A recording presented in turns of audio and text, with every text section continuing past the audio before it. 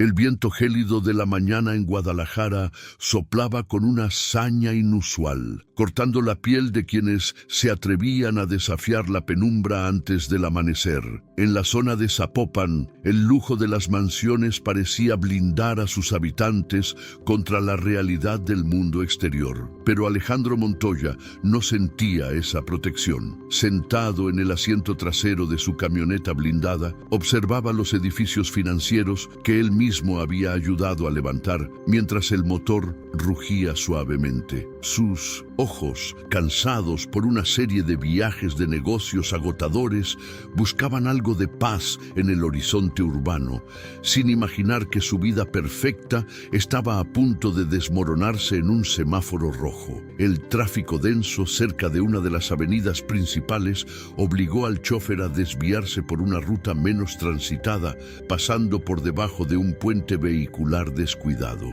Alejandro, distraído con su teléfono de última generación, levantó la vista por puro instinto y fijó su atención en un bulto grisáceo apoyado contra el concreto frío. Al principio pensó que era solo otro de los tantos desamparados que la ciudad devora en silencio cada noche. Sin embargo, algo en la forma en que esa figura se aferraba a una manta raída hizo que un escalofrío eléctrico recorriera su espalda de manera violenta e inexplicable. La curiosidad, mezclada con una premonición oscura, le hizo bajar la ventanilla, dejando que el olor a smog y humedad invadiera el habitáculo de cuero. A medida que el vehículo avanzaba, lentamente, la imagen de la mujer se volvía más nítida, revelando unas manos nudosas que temblaban violentamente por el frío extremo. Alejandro sintió que el aire se escapaba de sus pulmones cuando reconoció el perfil de aquella anciana, cuya dignidad parecía luchar contra la suciedad del asfalto.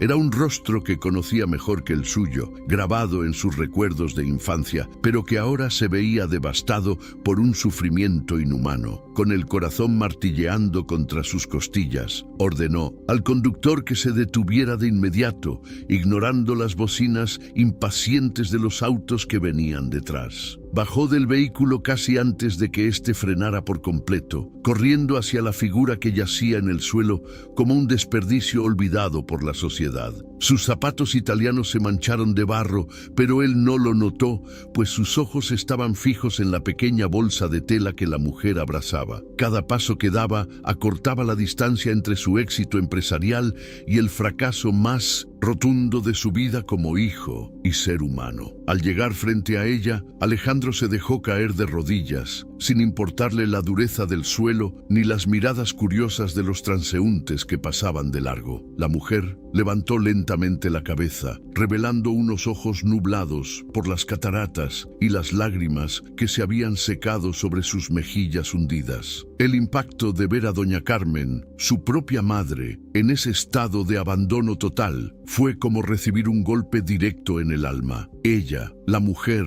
que lo había dado todo por él, estaba allí sobreviviendo a la intemperie, mientras él acumulaba millones en cuentas bancarias. Doña Carmen lo miró con una mezcla de confusión y una chispa de reconocimiento que le rompió el corazón en 1000 pedazos pequeños. Intentó articular una palabra, pero sus labios agrietados solo emitieron un suspiro débil, cargado de una vergüenza que ella no debería haber sentido jamás. Alejandro la envolvió en sus brazos, sintiendo la fragilidad de sus huesos y el frío glacial que emanaba de su cuerpo debilitado por el hambre. En ese momento, bajo aquel puente gris de Guadalajara, el imperio de Alejandro Montoya no valía nada comparado con la inmensa culpa que comenzaba a quemarlo por dentro. Antes de continuar con esta historia de redención y justicia, te invito a que te suscribas al canal para no perderte ningún detalle. ¿Desde qué lugar nos estás acompañando hoy? Déjanos tu comentario aquí abajo. Alejandro Montoya no era un hombre que se permitiera dudar, pues en el agresivo mundo inmobiliario de Guadalajara, la debilidad se pagaba con la quiebra absoluta. Había pasado los últimos 15 años construyendo un imperio de cristal y acero, levantando torres que desafiaban el cielo de Zapopan con una frialdad matemática. Su oficina, situada en el piso más alto de un corporativo inteligente, era su refugio y su fortaleza. Un lugar donde los sentimientos no tenían espacio entre contratos millonarios. Sin embargo, detrás de esa fachada de éxito y trajes, a medida, existía un vacío que ni el oro ni el reconocimiento social lograban llenar por completo. A sus 45 años, Alejandro era el soltero más codiciado y respetado de la élite jalisciense, pero su agenda estaba llena de soledad programada. Cada firma de un nuevo proyecto era un paso más lejos del barrio humilde donde creció, un lugar que recordaba con una mezcla de nostalgia y rechazo. La ambición lo había llevado al norte del país durante una década, donde forjó su carácter y su fortuna con una disciplina espartana que lo alejó de sus raíces. Creía firmemente que el dinero era la máxima expresión de amor que podía enviar a su familia, sustituyendo los abrazos por transferencias bancarias mensuales. Mientras Alejandro prosperaba en la opulencia, en una calle tradicional de la colonia Santa Tere, la vida de doña Carmen Montoya se marchitaba lentamente. La casa familiar, una construcción de techos altos y paredes que guardaban el eco de risas antiguas, se había convertido en su pequeña prisión emocional. Tras la muerte de su esposo, el pilar que sostenía su mundo se derrumbó, dejándola a merced de la voluntad de su hijo menor, Ricardo. Doña Carmen, con sus 72 años a cuestas, intentaba mantener la dignidad de un hogar que ya no sentía como propio, bajo una mirada ajena. Ricardo Montoya siempre había sido el opuesto de su hermano mayor, careciendo de la chispa de ambición y de la fortaleza de carácter necesaria para sobresalir. Vivía en la planta alta de la casa materna, compartiendo el espacio con su esposa Laura, una mujer cuya sonrisa nunca lograba ocultar una mirada calculadora. Ricardo se sentía cómodo bajo la sombra de Alejandro, aceptando el dinero que éste enviaba sin cuestionar jamás el esfuerzo que implicaba conseguirlo. Su papel como cuidador de doña Carmen era, en teoría, el trato que mantenía la paz familiar, pero la realidad era una distorsión cruel de ese acuerdo. La salud de doña Carmen comenzó a flaquear después de una fuerte gripe que le dejó una debilidad persistente en las piernas y una fatiga constante. Sus movimientos, antes ágiles para cocinar el pozole que tanto le gustaba a sus hijos, se volvieron lentos y torpes, provocando accidentes domésticos menores. Cada vez que un plato se rompía o un olvido ocurría, la paciencia de Laura se agotaba de manera visible, lanzando suspiros de fastidio que herían más que los gritos. La anciana empezó a sentir que su sola presencia incomodaba el flujo de la vida moderna que su nuera intentaba imponer con tanto afán. Laura Salgado despreciaba el olor a medicina y la lentitud de los ancianos, viendo en su suegra un recordatorio constante de una clase social que deseaba olvidar. Para ella, doña Carmen no era la madre que crió a su esposo, sino un estorbo que ocupaba una habitación valiosa en una zona que se revalorizaba. Laura soñaba con mudarse a un condominio privado con alberca y seguridad armada, pero el capital de Ricardo estaba atado a la manutención de la anciana. La envidia hacia la vida de Alejandro y la frustración por su propia medianía se convirtieron en un veneno que goteaba diariamente sobre la convivencia. El ambiente en la casa de la colonia Santa Tere se volvió denso, como si el aire mismo estuviera cargado de reproches silenciosos y una hostilidad latente. Doña Carmen, siempre perceptiva, comenzó a recluirse en su habitación para no molestar, pasando horas mirando las fotografías de un pasado que parecía pertenecer a otra persona. Las cenas familiares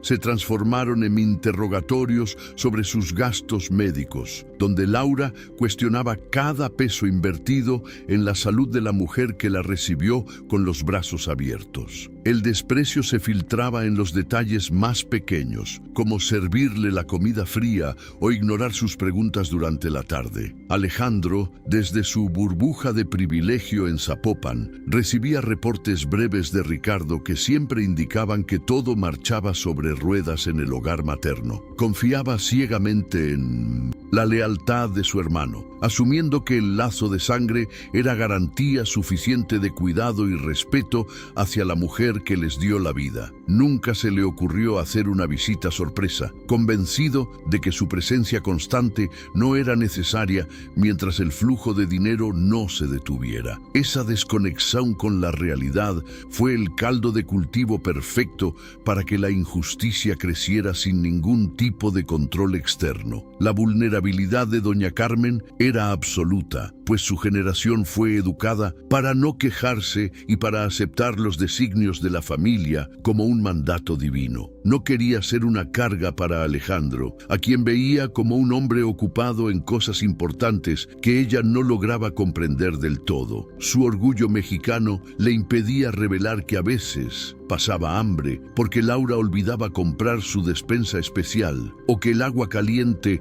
era un lujo prohibido. Se tragaba sus lágrimas junto con sus pastillas para la presión, rezando en silencio para que la situación mejorara de alguna forma. Por su parte, Ricardo se convertía en un cómplice silencioso de cada desplante, bajando la cabeza cada vez que Laura humillaba a su madre frente a él. Su debilidad emocional lo llevaba a justificar el comportamiento de su esposa, convenciéndose de que doña Carmen era difícil de tratar debido a su avanzada edad. La omisión es, en muchos casos, una forma de crueldad tan efectiva como la agresión directa, y Ricardo la practicaba con una maestría cobarde. Prefería el silencio en su matrimonio que la defensa de la mujer que lo arrulló durante sus noches de fiebre cuando era solo un niño. Así, mientras el sol de Guadalajara iluminaba las fachadas coloridas de la ciudad, dentro de los muros de la Casa Montoya se gestaba una tragedia silenciosa.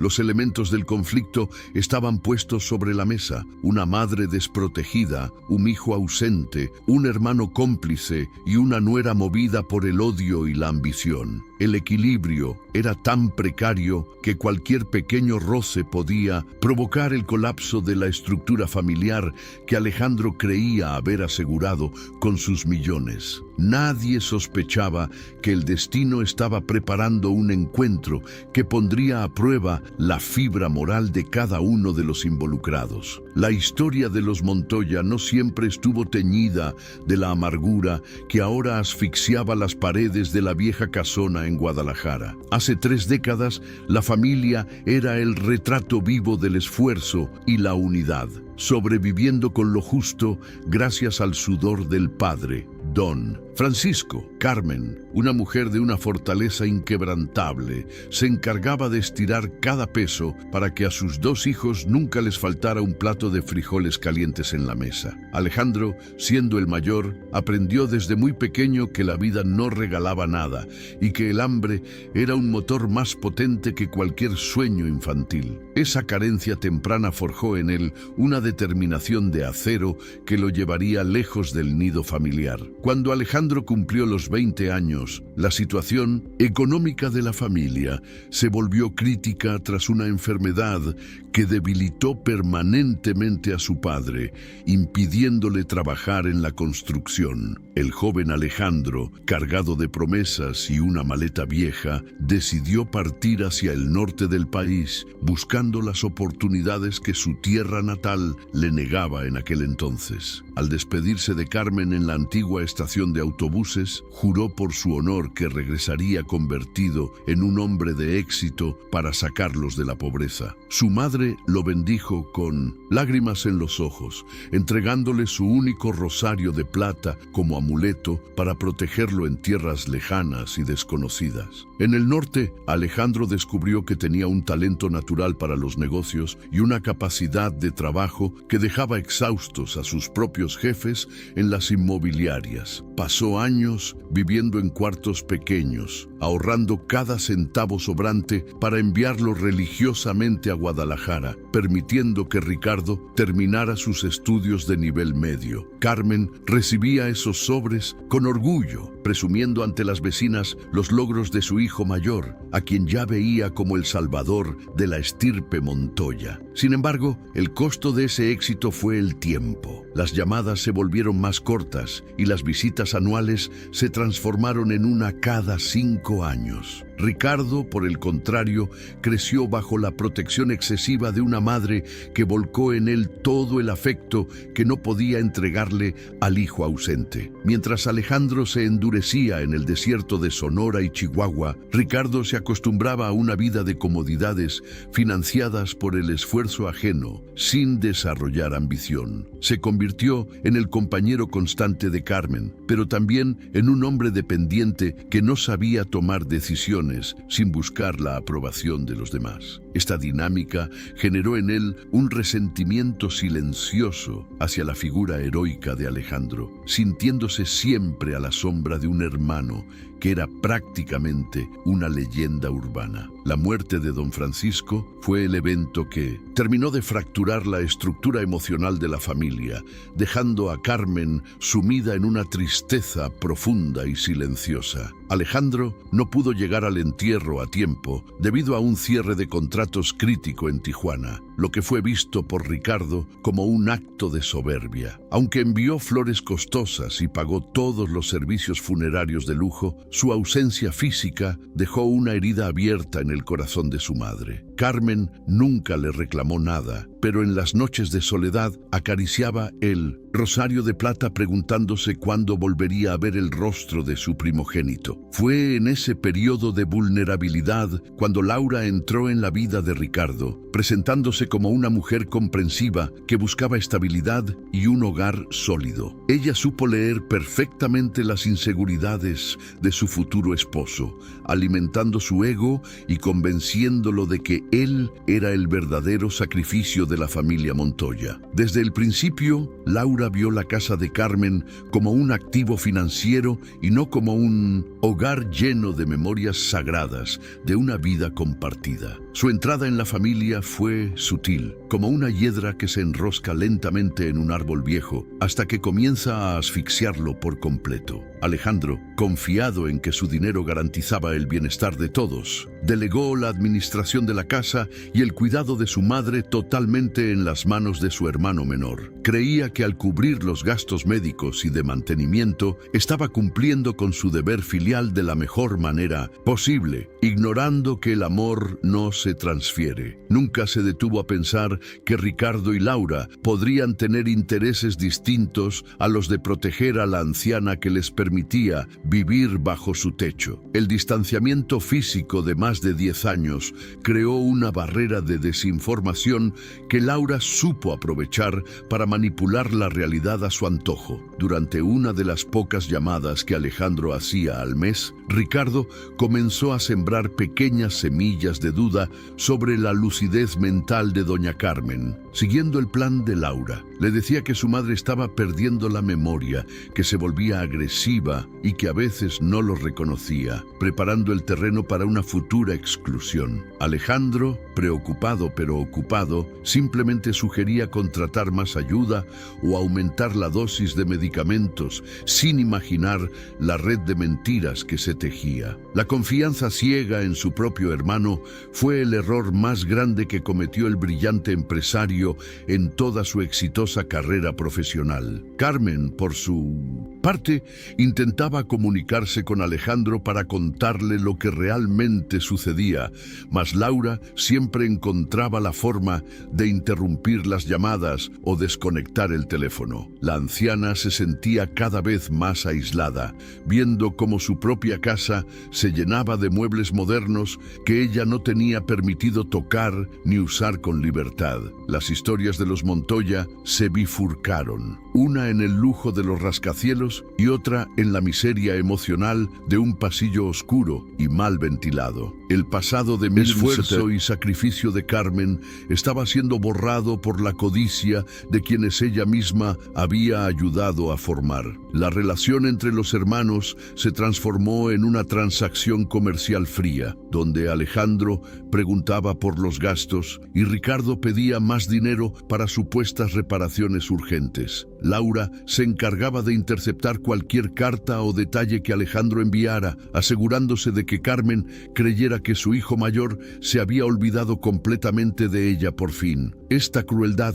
psicológica fue minando la voluntad de vivir de la anciana. quien empezó a creer que el abandono era su único destino final. La brecha entre el éxito de uno y la miseria de la otra se hacía cada vez más profunda e irreversible. Al final de esta etapa, la casa de los Montoya ya no era el refugio de amor que don Francisco había construido con sus manos, sino un campo de batalla silencioso. Alejandro seguía en su oficina de cristal, rodeado de asistentes y lujos, sin saber que su madre dormía en una habitación fría y llena de humedad. El pasado se había convertido en un arma que Laura usaba para justificar su desprecio, alegando que la anciana ya había vivido suficiente y ahora era su turno. El escenario estaba listo para que la negligencia se convirtiera en un acto de maldad pura que nadie en Guadalajara podría perdonar. La verdadera pesadilla para doña Carmen comenzó el día en que Laura decidió que la presencia de la anciana era un obstáculo insalvable para sus ambiciones de grandeza. Laura, con una frialdad que helaba la sangre, empezó a convencer a Ricardo de que la casa de la colonia Santa Tere estaba desperdiciada con una vieja que solo ensucia. Ella argumentaba que con la venta de esa propiedad y el dinero extra que Alejandro enviaba, podrían finalmente mudarse a un exclusivo fraccionamiento privado en las afueras. Para lograr su objetivo, Laura diseñó un plan sistemático de hostigamiento emocional destinado a quebrar la voluntad de su suegra, convirtiendo cada día en un calvario de humillaciones. El primer paso de esta escalada de crueldad fue el aislamiento físico de la madre de Alejandro dentro de su propio hogar, restringiéndole el acceso a las áreas comunes. Laura le prohibió entrar a la cocina porque, según ella, el olor a la comida tradicional que Carmen preparaba era naco y arruinaba la estética de la casa remodelada. La anciana se vio obligada a comer en su pequeña habitación, recibiendo raciones cada vez más escasas y de menor calidad, mientras escuchaba las risas de la pareja. Ricardo, testigo de este maltrato, prefería subir el volumen de la televisión para no escuchar los suspiros de dolor de la mujer que le dio la vida. Las agresiones verbales se volvieron el pan de cada día, con Laura recordándole constantemente a doña Carmen que ella ya no aportaba nada y que era una carga económica. Cada vez que la anciana intentaba defenderse, Laura amenazaba con decirle a Alejandro que su madre estaba perdiendo la razón y que necesitaba ser internada en un asilo público. La manipulación de la antagonista era tan precisa que lograba que Carmen se sintiera culpable por el simple hecho de respirar y ocupar un espacio vital. Ricardo, por su parte, se limitaba a asentir, atrapado bajo el control absoluto de una esposa que lo manejaba como a una marioneta sin hilos. La situación alcanzó un nivel crítico cuando Laura decidió dejar de pagar los medicamentos para la presión arterial de la anciana, alegando que el dinero no alcanzaba. A pesar de que Alejandro enviaba fondos suficientes para cubrir un tratamiento de lujo, Laura desviaba ese efectivo hacia su fondo personal para cirugías estéticas y ropa de marca. Doña Carmen comenzó a sufrir mareos y debilidad constante, pero sus quejas eran ignoradas o tratadas como intentos desesperados de llamar la atención de manera manipuladora. La desnutrición se hizo evidente en su rostro, antes lleno de vida, que ahora se hundía en una palidez cadavérica que asustaba. Fue en una tarde lluviosa de Guadalajara cuando Laura dio el golpe definitivo, aprovechando que Alejandro estaba incomunicado en un viaje internacional de negocios por varios días. Con una maleta pequeña y vieja, Laura entró en la habitación de Carmen y comenzó a lanzar sus pocas pertenencias al suelo con un desprecio absoluto y visceral. Le gritó que el tiempo de la caridad se había terminado y que Ricardo finalmente había aceptado que ella no podía seguir viviendo bajo ese techo. La anciana buscó con la mirada a su hijo menor, esperando una defensa, pero Ricardo simplemente se dio la vuelta y salió de la habitación. habitación. Laura arrastró a doña Carmen hacia la puerta principal, ignorando los ruegos de la mujer que pedía, al menos, quedarse en el patio hasta que parara de llover. «Vete a buscar a tu hijo el millonario, a ver si él tiene tiempo para una vieja inútil como tú», sentenció la nuera antes de cerrarle el portón. Carmen se quedó de pie en la acera, empapada y desorientada, sintiendo como el mundo que conocía se desmoronaba bajo sus pies cansados y sus huesos doloridos. No tenía dinero, no tenía teléfono y sobre todo no tenía la dirección de la nueva oficina de Alejandro, pues siempre se la habían ocultado. Sin saber a dónde ir, la anciana caminó durante horas por las calles mojadas, evitando las zonas peligrosas hasta que el agotamiento físico la obligó a detenerse bajo un puente vehicular. Allí, entre el ruido ensordecedor de los coches y el frío que calaba hasta el alma, encontró un rincón donde el agua no la golpeaba directamente. Esa primera noche fue un descenso al infierno para una mujer que siempre había vivido con la frente en alto y con dignidad intachable. El contraste entre la riqueza de su hijo mayor y su nueva realidad como indigente era una ironía cruel que no lograba procesar. Ricardo, mientras tanto, sentía una punzada de remordimiento que intentaba ahogar con el alcohol que Laura le servía generosamente para mantenerlo sedado emocionalmente ante la tragedia. Él sabía que lo que habían hecho era un crimen moral, pero el miedo a perder a su esposa era más fuerte que su amor filial. Laura lo convenció de que Carmen estaría bien, que seguramente algún vecino la ayudaría o que ella misma encontraría el camino hacia un refugio. La capacidad de autoengaño de Ricardo era el motor que permitía que la injusticia continuara sin que nadie en la familia alzara la voz. En las semanas siguientes, doña Carmen aprendió a sobrevivir en la calle, mendigando un poco de pan y agua a los transeúntes, que en su mayoría la ignoraban con frialdad. Su ropa, antes limpia y planchada, se convirtió en harapos sucios que la hacían ver como una extraña incluso para sí misma cuando se reflejaba en los cristales. La humillación de estirar la mano por una moneda era un dolor que superaba al hambre física, marchitando su espíritu de una forma que parecía definitiva. A pesar de todo, Carmen no guardaba odio, sino una tristeza infinita por la traición del hijo que ella misma había amamantado.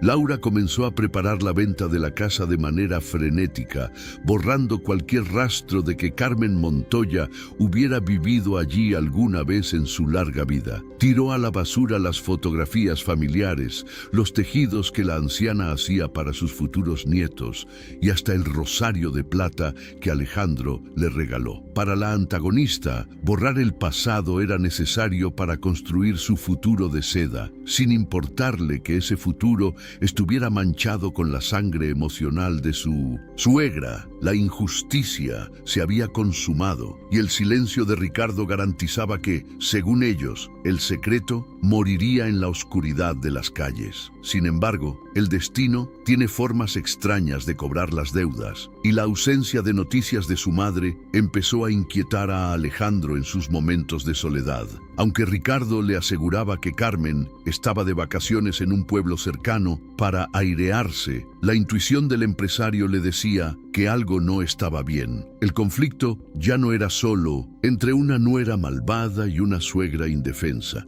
sino que involucraba la integridad de toda la familia. Mientras Carmen temblaba bajo el puente, la tensión crecía en las oficinas de Zapopan, preparando el terreno para una colisión que cambiaría sus vidas para siempre. ¿Te parece justo lo que Laura y Ricardo le hicieron a doña Carmen? ¿Qué harías tú si descubrieras que un familiar está pasando por algo similar? Cuéntanos en los comentarios mientras seguimos con esta historia. El entorno de la casa. Montoya se volvió un lugar gélido, no por el clima, sino por la ausencia de calor humano y la presencia de la codicia. Laura caminaba por los pasillos con aires de victoria, planeando la decoración de su próxima residencia mientras ignoraba el vacío que dejó la anciana. Ricardo evitaba pasar por la antigua habitación de su madre, pues juraba escuchar el eco de su tos débil durante las noches de insomnio absoluto. La omisión del hijo menor lo estaba consumiendo por dentro, pero su cobardía era una cadena demasiado pesada de romper. romper sin un impulso externo que lo obligara. Doña Carmen, en la calle, se convirtió en una sombra que vagaba cerca de la zona de la calzada, buscando el calor de los puestos de comida callejera. Algunos vendedores, como don Ernesto, comenzaron a notar su presencia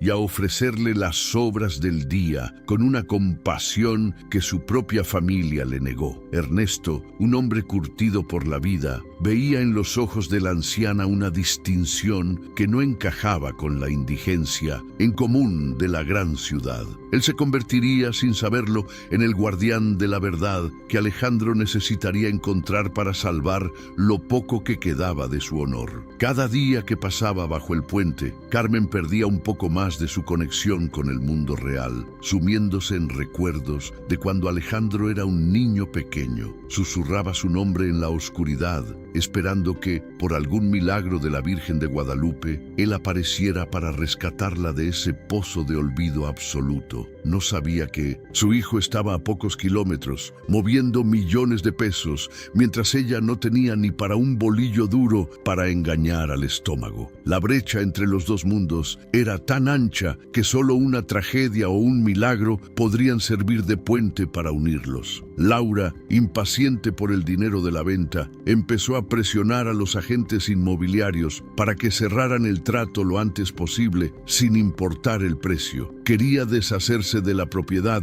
antes de que Alejandro decidiera visitar Guadalajara en persona para ver a su madre, algo que él solía posponer constantemente. La urgencia de la antagonista era el síntoma más claro de su culpabilidad, una carrera contra el tiempo para ocultar el rastro de su maldad antes de ser descubierta. La ambición le nublaba el juicio, haciéndole creer que podía engañar a un hombre que se dedicaba profesionalmente a detectar mentiras. Ricardo comenzó a tener pesadillas recurrentes donde su madre lo llamaba desde el fondo de un pozo oscuro, pidiendo solo un poco de agua fresca para beber. Se despertaba sudando frío, pero al ver a Laura a su lado, volvía a sumirse en el silencio cómplice que lo caracterizaba desde siempre. Su debilidad era el abono perfecto para que el plan de su esposa floreciera, convirtiéndolo en un parásito de la fortuna de su hermano y de la vida de su madre. La degradación moral de Ricardo era total, una caída libre hacia un abismo de deshonor del cual no habría un retorno sencillo. Don Ernesto, el vendedor ambulante, decidió un día grabar un video con su celular cuando vio a doña Carmen llorando, mientras abrazaba una maleta vieja y rota. En el video se escuchaba a la anciana relatar entre sollozos cómo su hijo y su nuera la habían sacado de casa como si fuera un animal enfermo. Ernesto no sabía qué hacer con esa grabación, pero sentía que debía guardarla como una especie de seguro de vida para la señora que tanto le recordaba a su madre. Ese pequeño archivo digital contenía la dinamita necesaria para explotar la fachada de perfección que los antagonistas habían construido con tanto esmero. La salud de doña Carmen empeoró drásticamente debido a una infección respiratoria contraída por dormir sobre el cemento húmedo y frío durante las tormentas eléctricas de verano. Su tos se volvió profunda y con rastros de sangre, señal de que sus pulmones estaban cediendo ante la negligencia y el maltrato sistemático del entorno. A pesar de su estado, la anciana se negaba a ir a un hospital público por temor a ser encerrada y no volver a ver la luz del sol. Prefería morir bajo el cielo de Guadalajara, esperando un reencuentro imposible con el hijo que vivía en las nubes de cristal del éxito. Alejandro, por su parte, tuvo un sueño inquietante la noche anterior a su regreso triunfal a Guadalajara, donde veía a su madre rodeada de sombras amenazantes. Al despertar, sintió una angustia que no pudo mitigar con sus ejercicios de meditación ni con su café matutino de grano importado desde tierras lejanas. Llamó a Ricardo, pero el teléfono mandó directo a buzón, lo que aumentó su sospecha de que algo se estaba ocultando deliberadamente tras el silencio familiar. Decidió que, en cuanto aterrizara su jet jet privado, iría directamente a la casa de la colonia Santa Tere para abrazar a su madre. La tensión dramática estaba en su punto más alto, con todos los hilos de la historia a punto de cruzarse en un nudo gordiano de dolor y justicia. Carmen ya no tenía fuerzas ni para levantarse, quedando tendida bajo el puente vehicular mientras el tráfico de la tarde rugía sobre su cabeza cansada. El contraste entre el brillo de la ciudad y la oscuridad de su rincón era el reflejo de una sociedad que premia el éxito y olvida la esencia humana. El escenario estaba listo para que el hijo pródigo regresara y descubriera que su mayor fracaso no fue un mal negocio, sino el olvido. Laura, al enterarse de que Alejandro estaba por llegar, entró en pánico y ordenó a Ricardo que limpiara cualquier indicio de la presencia de Carmen en la casa principal. Intentaron inventar una nueva mentira, diciendo que la anciana se había ido a vivir con una tía lejana en el estado de Michoacán por voluntad propia. Sin embargo, la red de engaños era ya demasiado delgada y los agujeros por donde se filtraba la verdad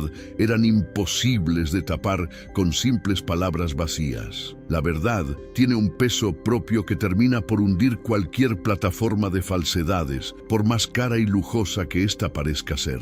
Finalmente, el sol comenzó a ponerse sobre Guadalajara, pintando el cielo de tonos púrpuras y dorados que doña Carmen apenas alcanzaba a distinguir desde su posición en el suelo. Cada minuto contaba, cada respiración de la anciana era un triunfo contra la muerte que la acechaba en la sombra del concreto gris del puente. Alejandro estaba en camino, cruzando la ciudad en su vehículo blindado, sin saber que el semáforo rojo lo pondría frente a la prueba más difícil de su existencia. El destino había dictado su sentencia y la ejecución del juicio final estaba a punto de comenzar bajo la mirada de los desamparados. El primer gran golpe de realidad para Alejandro ocurrió apenas minutos después de recoger a su madre del asfalto y llevarla a la mejor clínica privada de Guadalajara. Mientras los médicos estabilizaban a doña Carmen, Alejandro permanecía en la sala de espera, sintiendo que las paredes de mármol se cerraban sobre él con una presión insoportable. Su asistente, Sofía,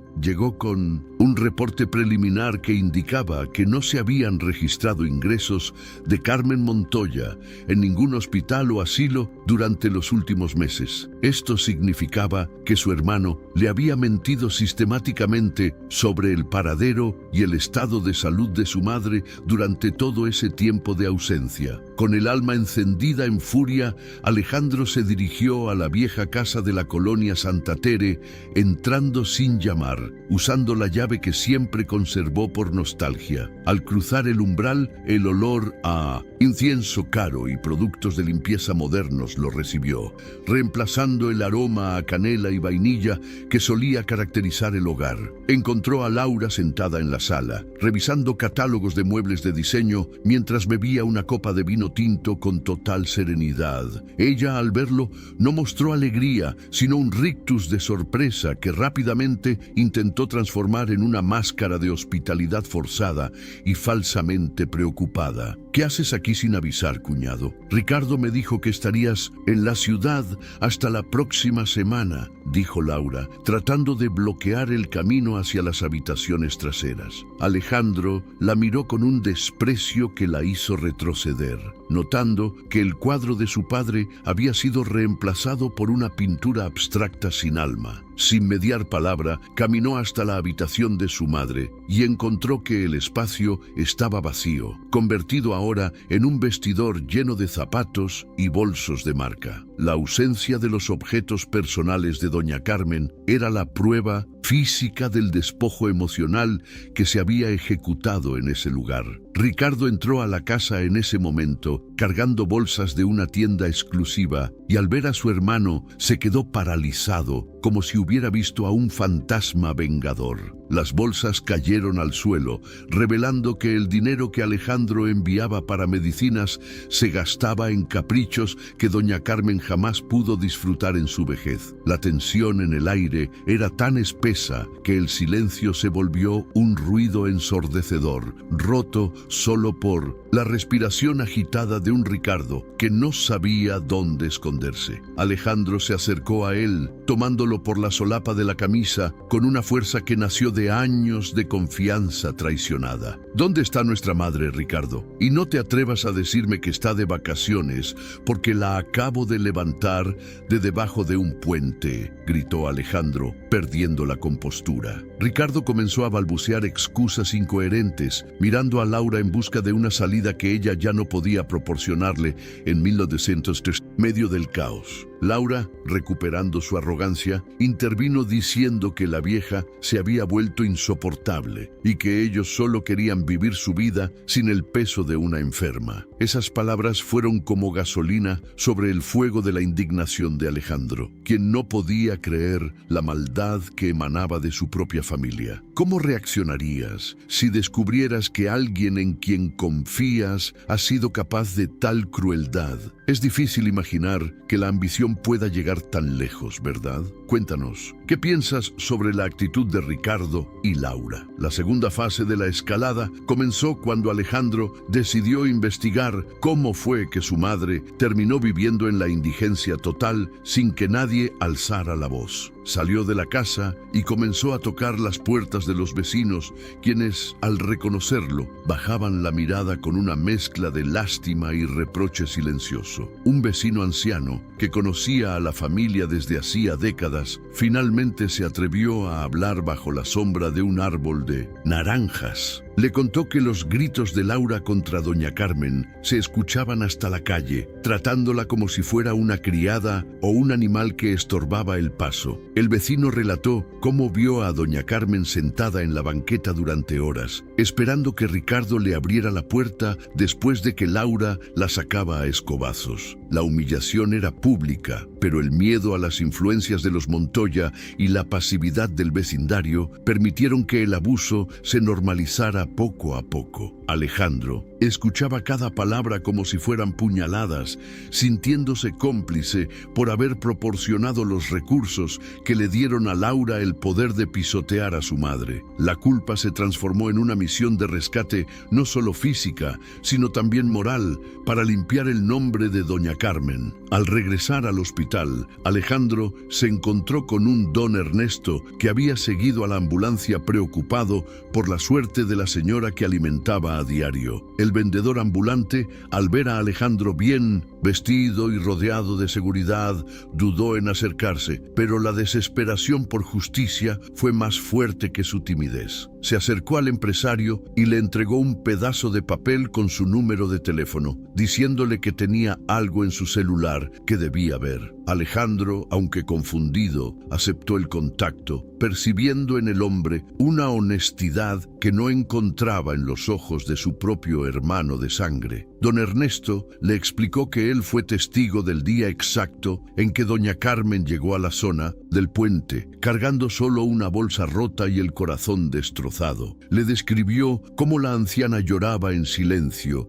negándose a pedir limosna al principio, porque conservaba un resto de orgullo que no quería perder frente a los extraños. Alejandro sintió una náusea profunda al imaginar a su madre, la mujer que lo arrullaba, durmiendo sobre cartones mientras él dormía en sábanas de seda de 1000 hilos. El contraste era una ofensa a la humanidad misma, un pecado que no podía quedar impune bajo ninguna circunstancia legal o divina. Esa noche, Alejandro se sentó junto a la cama del hospital, observando cómo el suero goteaba lentamente, intentando devolverle la vida a un cuerpo que parecía hecho de papel. Doña Carmen despertó por un momento y al ver a su hijo, su primer instinto no fue reclamar, sino intentar disculparse por su apariencia descuidada y sucia. «Perdóname, hijo, no quería que me vieras así, no quería ser un problema para tus negocios tan importantes», susurró ella con una voz que era apenas un hilo. Alejandro lloró como no lo hacía desde que era un niño,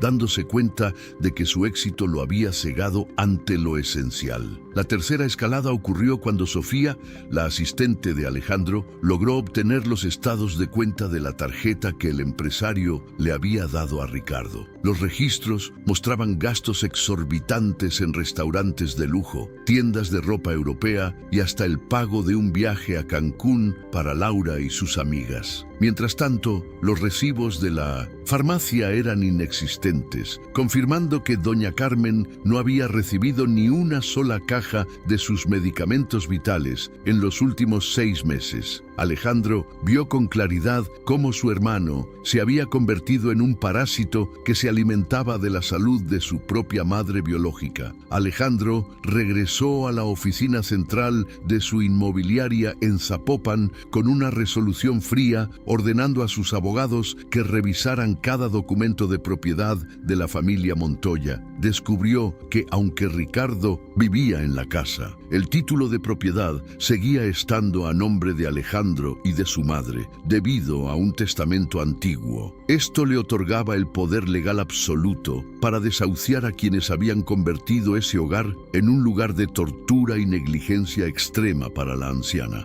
La estrategia de justicia empezaba a tomar forma, una que no solo recuperaría la casa, sino que expondría la podredumbre de los antagonistas. Para intensificar la tensión, Alejandro decidió citar a Ricardo y Laura en 1900 un restaurante público, uno de esos lugares elegantes donde a Laura le gustaba presumir su estatus social. Quería verlos actuar en su ambiente antes de quitarles la máscara de una vez por todas frente a la sociedad que tanto intentaban impresionar con mentiras. Ricardo llegó nervioso, pero Laura lucía un vestido nuevo, pagado seguramente con el dinero de las medicinas de Carmen, y actuaba como si no pasara nada. Ella intentó besar la mejilla de Alejandro, pero él se apartó con un gesto de asco que no pudo ni quiso disimular. Tenemos que hablar sobre el futuro de la casa y sobre el cuidado de mamá ahora que ella está en buenas manos, dijo Alejandro con una calma que precedía a la tormenta. Laura, pensando que Alejandro les daría más dinero para hacerse cargo, empezó a quejarse falsamente de lo difícil que era lidiar con una persona de la tercera edad. Dijo que Carmen necesitaba un lugar especializado, sugiriendo un internamiento permanente en una clínica lejos de Guadalajara para que ellos pudieran vender la propiedad finalmente. Alejandro apretó los puños bajo la mesa, escuchando cómo la mujer planeaba el destierro definitivo de su madre con total frialdad. Ricardo, alentado por el tono aparentemente tranquilo de su hermano, se atrevió a pedir un aumento en la asignación mensual, alegando que la inflación había afectado los costos de vida. Alejandro sintió una mezcla de risa amarga e indignación pura al ver el descaro de aquel hombre que compartía su misma sangre y sus mismos recuerdos de infancia. Les pidió que lo acompañaran a la clínica para visitar a doña Carmen, pero Laura puso excusas, diciendo que el olor a hospital le daba migraña y mareos. En ese instante, Alejandro supo que no habría piedad para ellos, pues ellos no habían tenido ni una gota de piedad.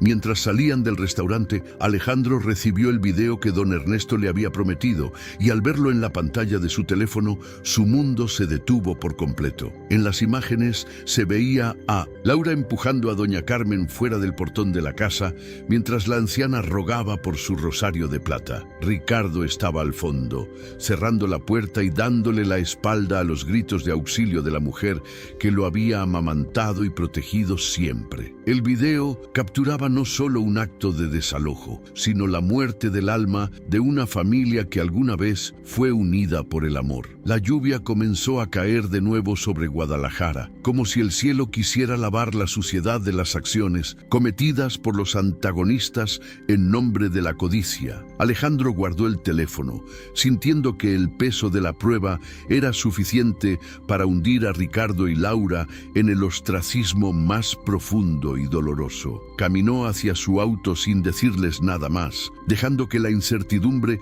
comenzara a carcomer los nervios de la pareja, quienes no entendían el cambio cambio de actitud. El cazador se había convertido en la justicia misma y la trampa estaba a punto de cerrarse sobre los culpables de tanta miseria. Cada paso que Alejandro daba hacia la resolución del conflicto estaba cargado de un simbolismo visual. Las luces de la ciudad brillando contra el barro de sus zapatos, recordándole su origen. La escalada dramática ya no era solo una cuestión de dinero, sino de recuperar la dignidad de una mujer que representaba a todas las madres olvidadas del país. Alejandro sentía que el éxito de sus edificios no valía nada si los cimientos de su propia moral estaban podridos por la omisión de su hermano. Decían, justicia mexicana, a veces lenta, iba a ser acelerada por el poder de un hombre que ya no tenía nada que perder. Don Ernesto, desde su puesto ambulante, miraba el tráfico y esperaba que el video sirviera de algo, pues él también había sufrido la indiferencia de los poderosos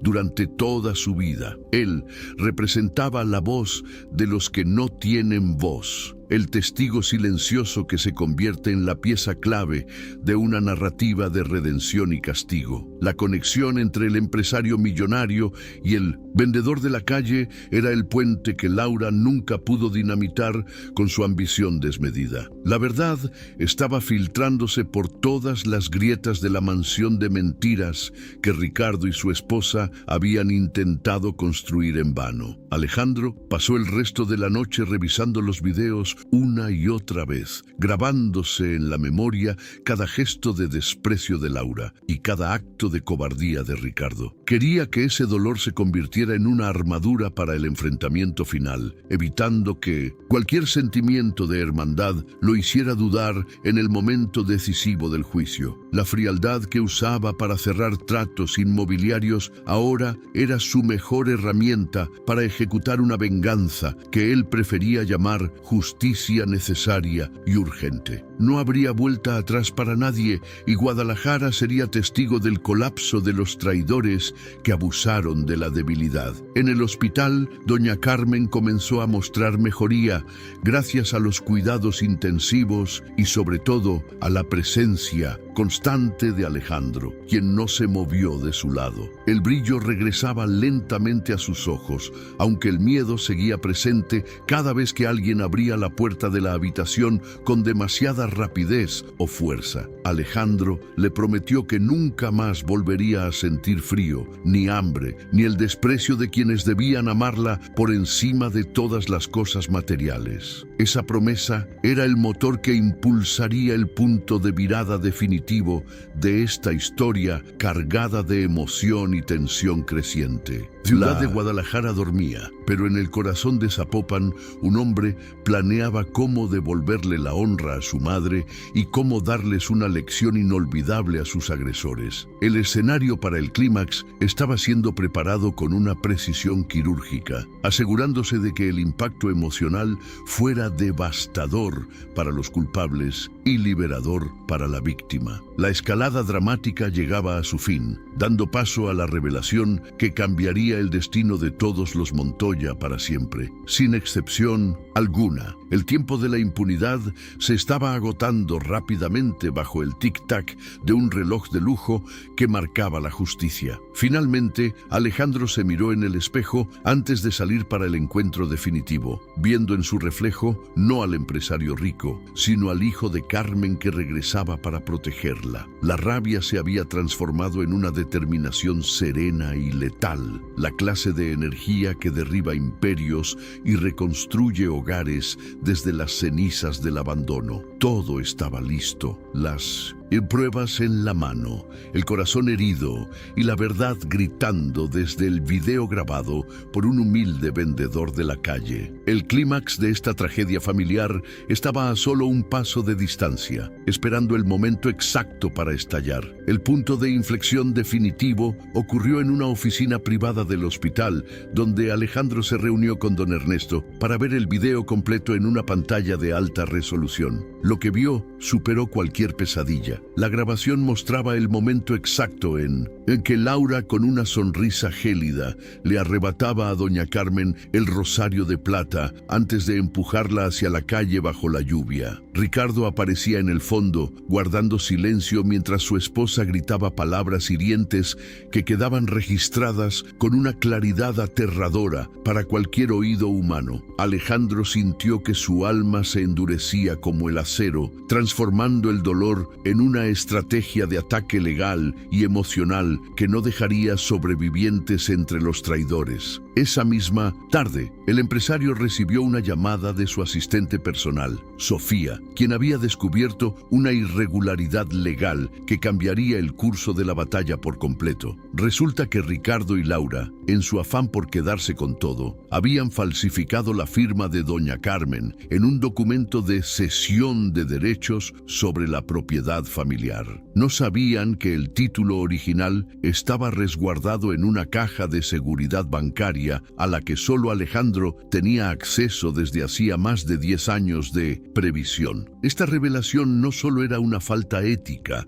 sino un delito grave que ponía a la pareja a un paso de la cárcel por fraude y falsificación de documentos oficiales. Con esta prueba en la mano, Alejandro decidió que ya no era necesario esconderse tras una falsa cortesía y convocó a una reunión urgente en la vieja casa de la colonia Santa Tere. Citó a Ricardo y Laura bajo el pretexto de que iba a realizar una transferencia millonaria para limpiar el nombre de la familia y asegurar el futuro de todos. La codicia de la pareja fue el cebo perfecto, pues llegaron al lugar con una actitud triunfante, convencidos de que su plan de engaño había funcionado a la perfección con el hermano mayor. No imaginaban que cada paso que daban dentro de la casa era observado por un equipo legal y de seguridad que Alejandro había desplegado. El ambiente dentro de la vivienda era tenso, pero Laura intentaba mantener la fachada de anfitriona perfecta, ofreciendo café y bocadillos comprados con el dinero que le pertenecía a la salud de su suegra. Alejandro entró a la sala con una carpeta negra bajo el brazo. Su rostro era una máscara de frialdad absoluta que debería haber alertado a su hermano sobre el peligro inminente. Ricardo, sin embargo, solo podía pensar en la cantidad de ceros que vería en el cheque, demostrando que su brújula moral estaba completamente destruida por la ambición. La conversación comenzó con banalidades, pero el tono de Alejandro cambió drásticamente cuando colocó su teléfono celular en el centro de la mesa de centro. Sin decir una sola palabra, Alejandro presionó el botón de reproducción del video grabado por don Ernesto, dejando que las imágenes de la humillación de su madre llenaran el espacio de la sala. El silencio que siguió fue sepulcral, roto únicamente por el sonido de la lluvia en el video y los sollozos de doña Carmen pidiendo misericordia ante la cámara oculta. El rostro de Laura pasó de la suficiencia al pánico absoluto, mientras que Ricardo se hundió en el sofá, incapaz de sostenerle la mirada a su hermano mayor. La máscara de la familia perfecta se había roto en 1000 pedazos irreconciliables frente a la evidencia irrefutable de un testigo humilde. Esto es solo el comienzo de la verdad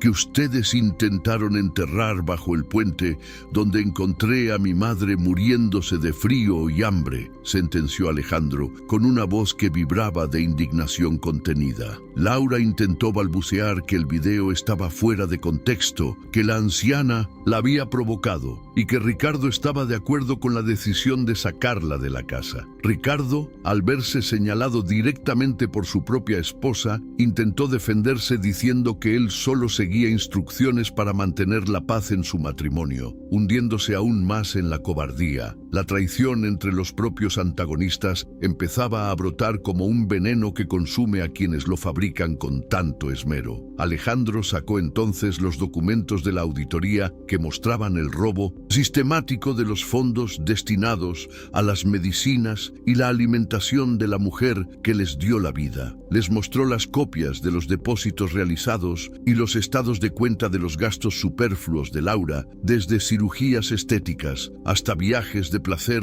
innecesarios y costosos. Cada hoja de papel era un clavo más en el ataúd de su relación familiar, demostrando que el abuso no fue un arranque de ira, sino un plan calculado de explotación. La evidencia era tan abrumadora que cualquier intento de justificación sonaba como una burla cruel hacia la inteligencia y el corazón del empresario. El punto de virada se consolidó cuando Alejandro les informó que ya se había interpuesto una denuncia formal ante la Fiscalía por maltrato a personas de la tercera edad y fraude procesal. La presencia de 2 abogados en la puerta de la casa confirmó que esto no era una simple discusión familiar, sino el inicio de un proceso legal irreversible para los culpables. Laura, al darse cuenta de que perdería su estatus y su libertad, comenzó a gritar histéricamente, culpando a Ricardo por no haber sido lo suficientemente astuto para ocultar las huellas. La dinámica de poder en la pareja se quebró violentamente frente a Alejandro, quien observaba la escena con una mezcla de lástima y justicia. Para rematar la situación, Alejandro les reveló que la casa en la que estaban parados ya no les pertenecía en ningún sentido legal, pues el contrato de usufructo había sido revocado ese mismo día. Lesquisi dio un plazo de 24 horas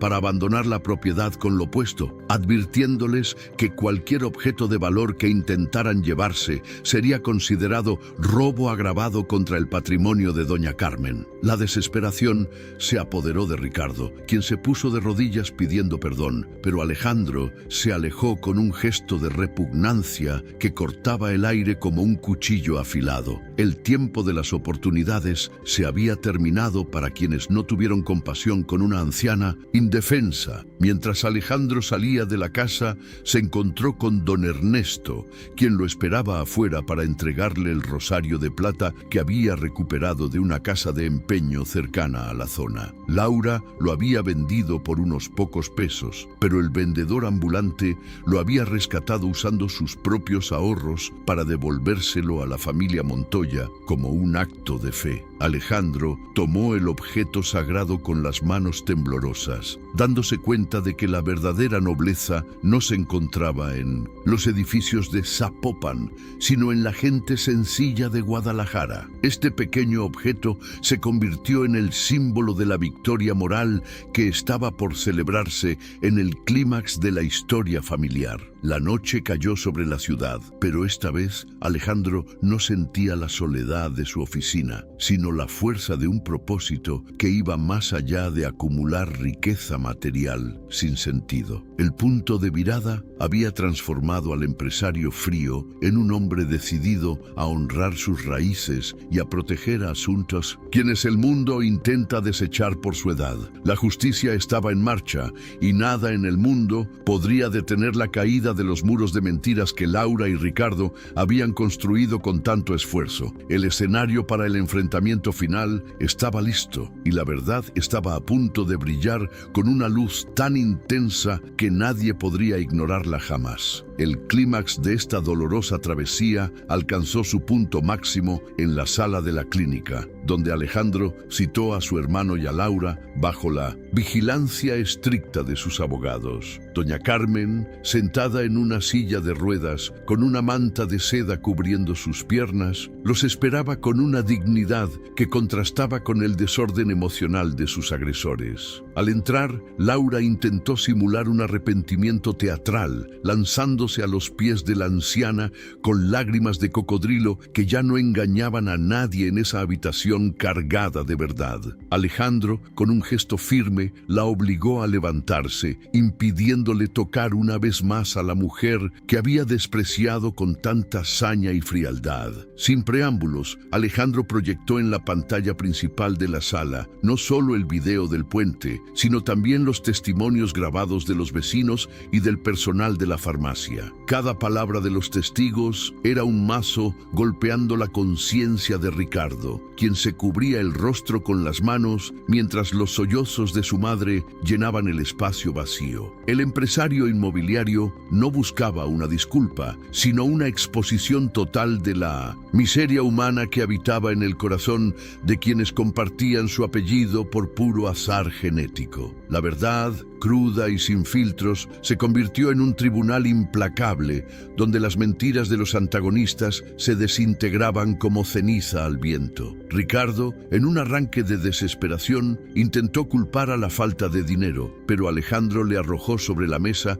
los registros de los viajes y lujos que Laura había presumido en redes sociales. El contraste entre la desnutrición de doña Carmen y la opulencia mala vida de la pareja fue el momento de mayor impacto emocional en toda la reunión de confrontación. Doña Carmen, con una voz débil pero firme, tomó el rosario de plata que Alejandro le había recuperado y lo apretó contra su pecho con una fuerza renovada. No hubo gritos de odio por parte de ella, solo una mirada de decepción infinita que resultó ser el castigo más pesado para su hijo menor. Laura, viéndose acorralada y sin salida, perdió los estribos y comenzó a insultar a Alejandro, gritándole que su éxito no le daba derecho a juzgar la vida privada de los demás. En ese instante de locura, ella confesó involuntariamente que su plan siempre fue deshacerse de la vieja para vender la casa y largarse de Guadalajara con el botín. Sus palabras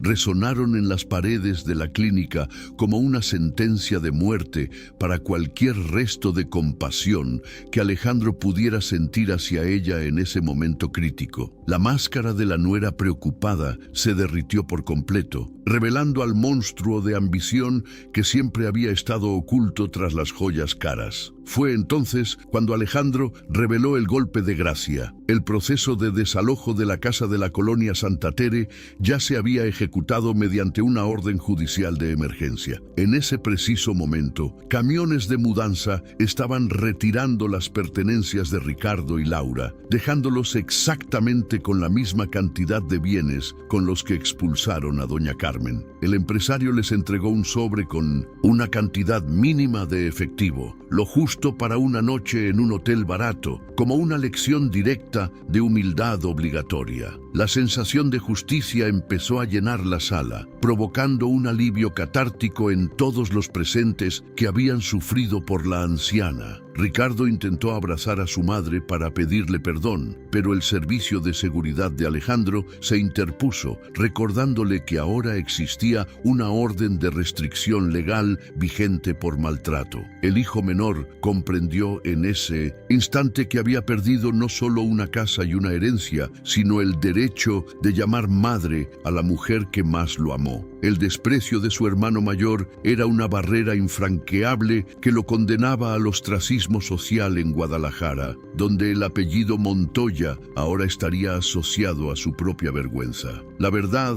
había salido a la luz con tal fuerza que los cimientos de su mundo egoísta se derrumbaron sin remedio. Doña Carmen se levantó de su silla con ayuda de Alejandro, caminando unos pasos hacia los agresores para entregarles el perdón que ellos no merecían, pero que ella necesitaba para sanar. No les guardo rencor, porque el odio pesa demasiado, pero no quiero volver a verlos mientras me quede un suspiro de vida en este mundo, sentenció con calma. Esas palabras fueron el clímax moral de la historia, elevando la figura de la madre por encima de la mezquindad de sus hijos y de la crueldad de su nuera. La superioridad ética de la anciana fue el golpe final que desarmó por completo la arrogancia que Laura aún intentaba sostener. Los abogados de Alejandro procedieron a leer los cargos criminales que se presentarían formalmente ante las autoridades esa misma tarde por la falsificación de firmas y el abuso patrimonial sistemático. Laura empezó a gritar histéricamente, dándose cuenta de que su sueño de una vida de lujos en Zapopan se había transformado en la posibilidad real de una celda fría y oscura. Ricardo, hundido en una apatía total, se dejó conducir hacia la salida sin luchar luchar como un hombre que finalmente acepta el peso de su propia cobardía y fracaso. La justicia no solo era financiera, sino que estaba golpeando el núcleo mismo de su existencia de parásitos sociales y emocionales. Alejandro abrazó a su madre, sintiendo que por primera vez en muchos años estaba haciendo algo que realmente importaba más allá de los números y las inversiones millonarias de su empresa. El aire en la sala se sentía más limpio, como si la verdad hubiera purificado el ambiente, viciado por años de negligencia, secretos oscuros y manipulaciones psicológicas constantes. El impacto emocional de ver a los antagonistas retirarse en la derrota total provocó en el público una sensación de justicia restaurada que era necesaria para el cierre. La batalla por el honor de los Montoya había terminado con una victoria aplastante de la bondad sobre la avaricia. Don Ernesto, quien estaba presente en el pasillo como testigo de honor, asintió con la cabeza al ver salir a los culpables con la mirada clavada en el suelo sucio. Él sabía que su pequeño gesto de grabar el video había desencadenado una tormenta de justicia que devolvería la paz a la señora que tanto respetaba profundamente. La conexión humana había triunfado sobre el poder del dinero que Alejandro representaba y que Laura tanto anhelaba poseer a cualquier costo moral o legal posible. El clímax cerraba el círculo del dolor, abriendo la puerta a un nuevo comienzo donde la dignidad sería la moneda de cambio principal. Finalmente, el sol de Guadalajara se filtró por las ventanas del hospital, iluminando el rostro de doña Carmen, quien ahora sonreía con una paz que no conocía desde hacía décadas de abandono. Alejandro la miró con admiración, prometiéndose a sí mismo que dedicaría el resto de sus días a proteger esa sonrisa y a reparar el daño causado por su propia ausencia. La verdad había triunfado, los malvados habían sido expuestos y el hijo pródigo había regresado no con oro, sino con el corazón dispuesto a ser un hijo de verdad. El momento de máxima tensión se disolvía en una calma restauradora y profundamente necesaria para todos. La resolución de esta historia comenzó con la recuperación total de la vieja casona de la colonia Santa Tere, la cual fue sometida a una remodelación profunda. Alejandro decidió que el lugar ya no sería solo una vivienda privada, sino que se convertiría en la Fundación Carmen Montoya, un refugio de alta calidad para ancianos en situación de abandono. El empresario invirtió gran parte de su fortuna personal para asegurar que ningún otro adulto mayor en Guadalajara tuviera que pasar por el calvario de vivir bajo un puente frío. La casa, que alguna vez fue un nido de codicia, ahora resuena con las risas y las charlas de personas que han recuperado su dignidad y su valor social. Doña Carmen regresó a su hogar, pero esta vez no como una carga, sino como la directora honoraria y el alma del proyecto que ayuda a sus semejantes. Su salud se restableció por completo gracias a los cuidados médicos constantes y sobre todo al amor incondicional que Alejandro le demuestra cada día con su presencia activa. Ahora pasa sus tardes en el jardín que ella misma ayudó a plantar, rodeada de flores de vivos colores y de la gratitud de quienes encuentran en su fundación un nuevo hogar.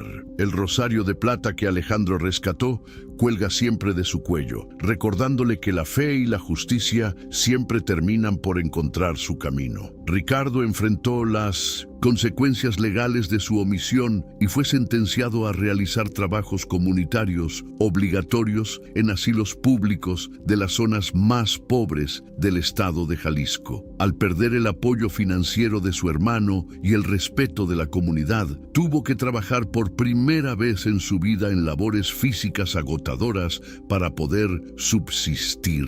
Esta experiencia lo obligó a mirar de frente el sufrimiento que él mismo le causó a su madre, llevándolo por un camino de arrepentimiento lento, doloroso y muy solitario. La soledad se convirtió en su única compañera constante, permitiéndole reflexionar sobre el inmenso valor de la lealtad familiar que decidió traicionar por pura cobardía. Laura, por su parte, no pudo soportar la caída de su estatus social y terminó perdiendo todo lo que intentó construir mediante la manipulación y la crueldad absoluta. El proceso legal por falsificación de firmas le arrebató sus ahorros en multas y honorarios de abogados, dejándola en la misma precariedad que ella tanto despreciaba en los demás. Sus supuestas amistades de la élite de Zapopan le dieron la espalda de inmediato al conocerse la verdad de sus actos inhumanos grabados en aquel video viral. Terminó viviendo en un pequeño cuarto alquilado, lejos del lujo que soñaba, enfrentando el desprecio público cada vez que alguien reconocía su rostro en las calles de la ciudad. Don Ernesto, el humilde vendedor ambulante que fue la pieza clave para descubrir la verdad, recibió de Alejandro un local propio para que pudiera dejar de trabajar a la intemperie. El empresario reconoció que la integridad de Ernesto valía más que cualquier título universitario o contrato millonario que hubiera firmado en toda su exitosa carrera profesional. Ahora, Ernesto es el proveedor principal de la fundación, asegurando que a los ancianos nunca les falte comida fresca y de buena calidad en sus mesas diarias. La relación entre el millonario y el vendedor se convirtió en una amistad sólida basada en el respeto mutuo y en la defensa de la verdad.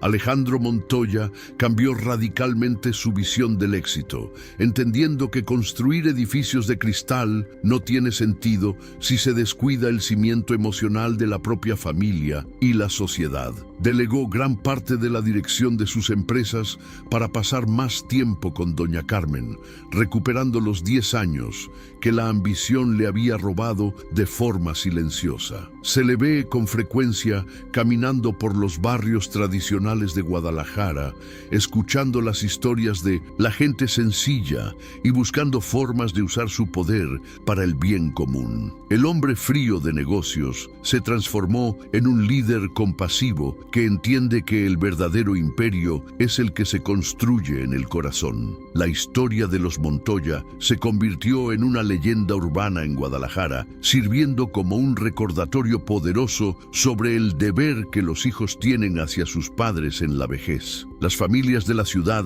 comenzaron a prestar más atención a sus adultos mayores, inspiradas por la transformación de la casa de la colonia Santa Tere en un centro de luz. La fundación no solo ofrece techo y comida, sino también talleres de arte, música y actividades que mantienen a los ancianos integrados y sintiéndose útiles para el mundo. El legado de doña Carmen se expandió más allá de sus propios hijos, tocando las vidas de cientos de personas necesitadas. En las noches de luna llena se puede ver a Alejandro y a su madre sentados en el porche de la casa, compartiendo un café y recordando anécdotas del pasado con alegría. El dolor del puente vehicular ha quedado atrás, no como una herida abierta, sino como una cicatriz que les recuerda la fuerza que tuvieron para superar la oscuridad.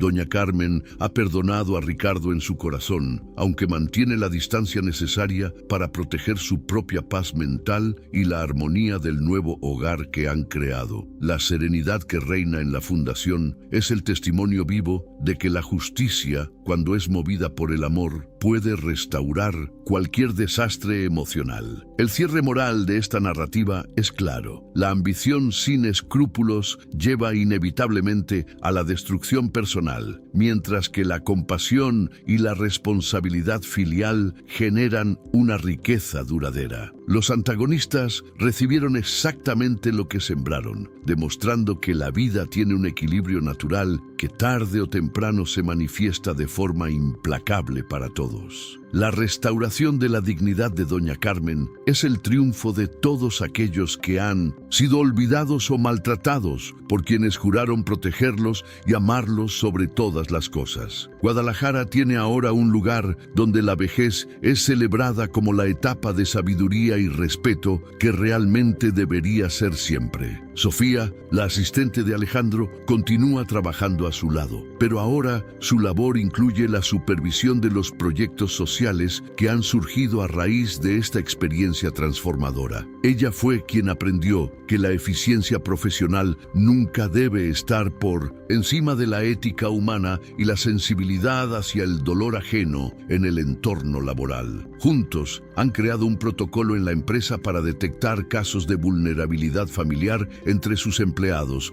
fomentando una cultura de cuidado mutuo y apoyo real. La transformación de Alejandro alcanzó todos los rincones de su vida, convirtiéndolo en un hombre íntegro en todos los sentidos posibles de la palabra. La escena final muestra a doña Carmen caminando sin ayuda hacia el portón de la casa, el mismo donde una vez fue expulsada, pero esta vez para recibir a un nuevo residente. Abre las puertas de par en par, con una sonrisa que ilumina toda la calle, simbolizando que el amor siempre tiene la última palabra sobre el odio. Alejandro la observa desde lejos con orgullo, sabiendo que su mayor logro no fue una torre de oficinas, sino haber recuperado a su madre y su propia alma. La historia termina con un abrazo cálido bajo el sol de Jalisco, cerrando un ciclo de dolor y abriendo una eternidad de esperanza. Esta historia nos recuerda que nunca es tarde para hacer lo correcto